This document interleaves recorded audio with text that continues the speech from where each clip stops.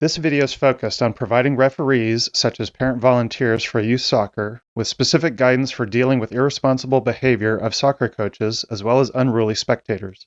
A bad experience or two can lead to referees quitting, which is not just a problem in the United States. If you haven't seen the fantastic 2-minute video done by the FA starring actor Ray Winstone, it's worth a watch, and I've provided a link down in the comments. No referee should have to deal with unsavory comments from a coach, as it can interfere with your focus and detract from your enjoyment of the game. Most youth soccer organizations have a zero-tolerance policy for referee abuse, but knowing how to successfully deal with challenging coaches is often only discussed at a more advanced referee training class, which not all referees attend.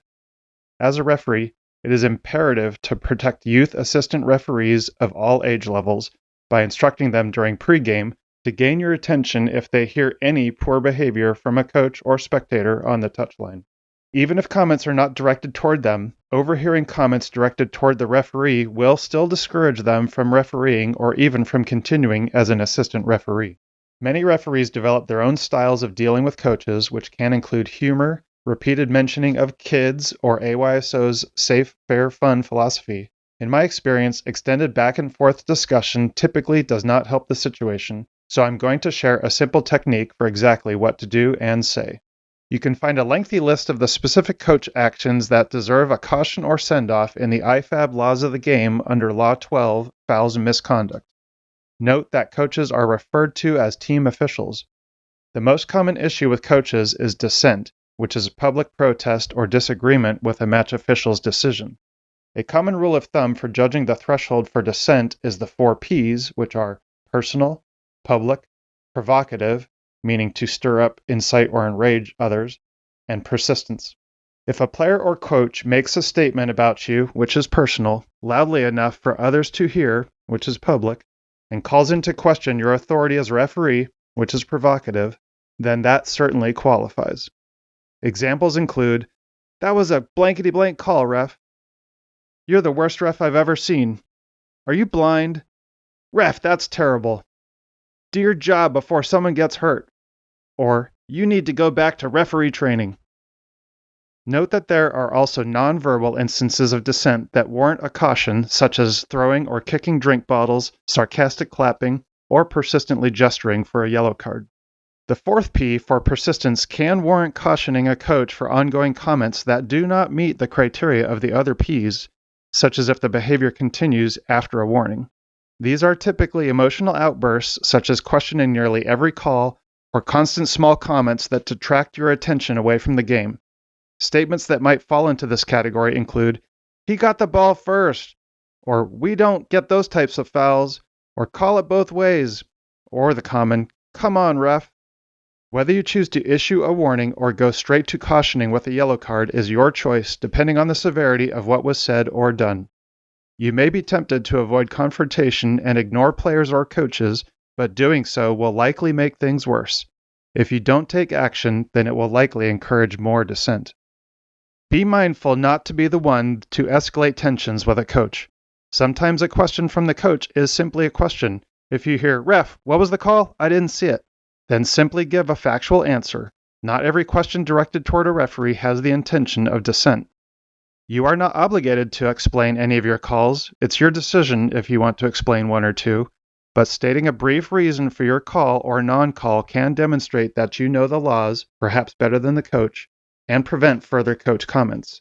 But say it and get back to the game. Don't engage in follow-up debate with the coach. Keep it very simple, such as, "From my point of view on the field, that contact did not constitute a foul," or "The challenge was not within playing distance of the ball," or "She can play from the ground if it's not dangerous," or "It was ball to hand, not hand to ball." The ideal way to handle a problematic team official is some form of ask, tell, dismiss, which sometimes gets broadened to giving a stern look, which can non-verbally communicate that you didn't like what you heard, then talk, very briefly when walking by the coach during play with something like, "Coach, no more please." Then warn after stopping play and formally asking the coach to stop their behavior. Then if things don't improve, you issue a caution where you are formally telling the coach their behavior is unacceptable. And finally, you can send off or dismiss the coach if the behavior continues. You will suspend the match while waiting for the dismissed person to leave the field of play, and if they refuse to leave after multiple warnings, then you may terminate the match. I'm going to share a script from the California North Referee Administration that I really like because it's very simple, avoids any inflammatory language, and does not invite prolonged conversation. You can find a link to their 40-minute video below in the comments section. In their video, they explain more thoroughly the reasoning behind and benefits of their recommended script. At each step in this procedure, be sure to take notes in your wallet, including what minute of the game you took action. Step 1 is to warn or ask. Say, "Coach, your behavior right now is irresponsible. Please stop." Say this after stopping the game and standing roughly 3 yards away from the coach. Use a calm, respectful, but firm voice. The use of the term irresponsible behavior is directly from the laws and is in fact the only reason a coach can be dismissed from a match. If the unwanted behavior continues, then step 2 is to caution or tell. Say, "Coach, your behavior right now is irresponsible. If it continues, you will be dismissed from this match. Do you understand?" Show the yellow card, return to the center of the field, and write your notes for the match report. Note that this wording is non-confrontational because you never mention yourself as the referee and is much preferred over, "I'm going to throw you out of the match." Don't answer questions like, "What am I doing wrong?" other than to say they are behaving irresponsibly. Do not leave that interaction unless you get a positive confirmation that they understand, which can be a yes, a head nod, or simply they turn around and sit down. Allow them to get in the last word and simply walk away so long as that comment does not warrant an immediate send-off.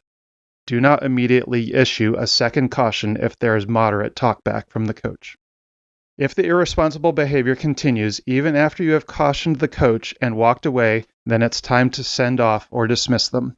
Say, "Coach, you are dismissed," and show a second yellow card, then a red card. You should meet your referee partners at the center of the field and wait for the coach to leave. If they don't leave or only partially retreat, politely remind them that the game cannot continue until they are at a distance where they are no longer visible or audible. Now for some frequently asked questions. What if I'm not sure which coach said something? From Law 5, the referee, quote, takes action against team officials who fail to act in a responsible manner and warns or shows a yellow card for a caution or a red card for a sending off from the field of play and its immediate surrounds, including the technical area. If the offender cannot be identified, the senior coach present in the technical area will receive the sanction. It's likely in your best interest to explain this to the coach if you have to do this. Can I caution a coach after the match? Unfortunately, sometimes coaches hold their comments until after the match is over, but yes, you can caution a coach after the final whistle. From Law 5, the referee, quote, has the authority to take disciplinary action from entering the field of play for the pre-match inspection until leaving the field of play after the match ends, end quote. So it's a good idea to stay on the pitch until you are convinced that coaches don't have anything further to say. If an incident occurs once you have left the field of play, don't show a card, but do fill out a match report with the relevant details, same as you would if you had shown a card. What about warning spectators?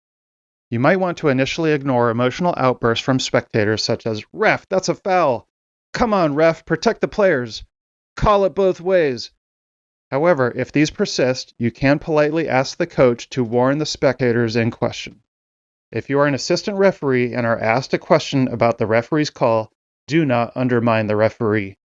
If you choose to say something back, you can say, "It's their call," or "They had the better view," or "It's the right call." What about sending off spectators?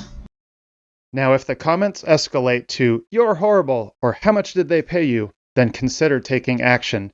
However, referees and assistant referees should never directly address or acknowledge spectator dissent.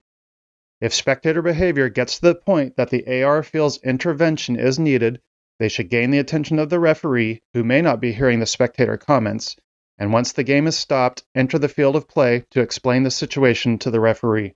Then the referee can use a similar approach described previously in asking the coach to modify the behavior of their sideline by saying, "Coach, the behavior of the spectators is irresponsible. Unfortunately, we're not able to continue this match until the issue is resolved."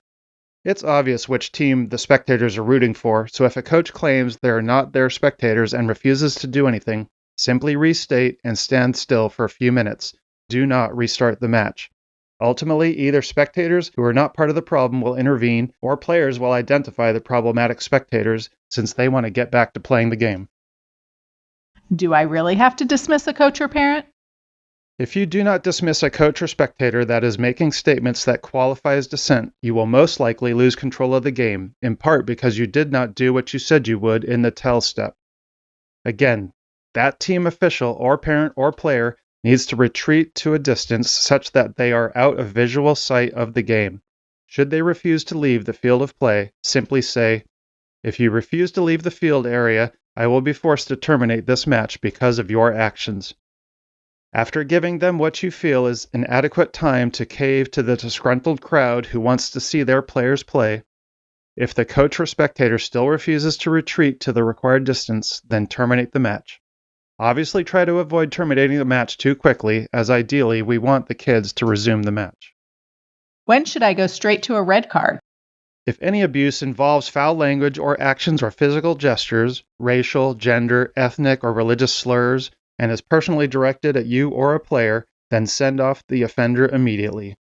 This includes any verbal statements or physical act that implies or threatens harm to a referee or their property, even if no bodily contact is made, such as, "I'll meet you in the parking lot," or "I'll see you after the game." Hopefully it never comes to it, but if things escalate to an intentional act of physical violence, then call 911. Is there another less rigid technique? If you feel more comfortable with a less rigid approach, here are some phrases that I've heard other referees say they use. However, if you are going to freelance, be careful to avoid making threatening statements like, "Coach, is your assistant coach warmed up?" or "One more word out of you and you're out of here."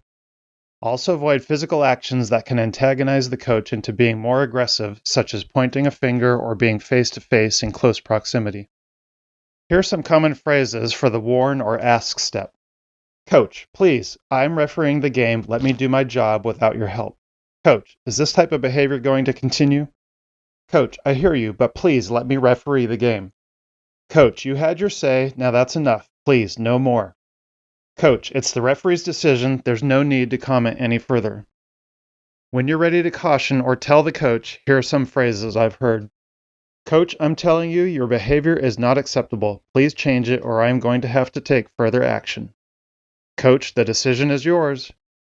"Coach, the kids are watching us. You're the leader of the team." If it comes to sending off a coach, you'll notice that there really isn't anything different you can say. "Coach, you are dismissed. Please leave the field. The match will not continue until you are gone. If you don't leave, we will end the match." Remember, don't be afraid to take action. Just because you are a referee does not give license to others to openly criticize you. A great story that exemplifies this is the one of two parents watching a game. Which one is your son? Why? I wanted to tell him how bad he is. You can't say that. How'd you like it if I said that to your son? You've done it the whole game. How? Who's your son? The referee. Hopefully this has made you feel better equipped to handle dissent from the sideline. Don't let negativity affect your enjoyment of the beautiful game.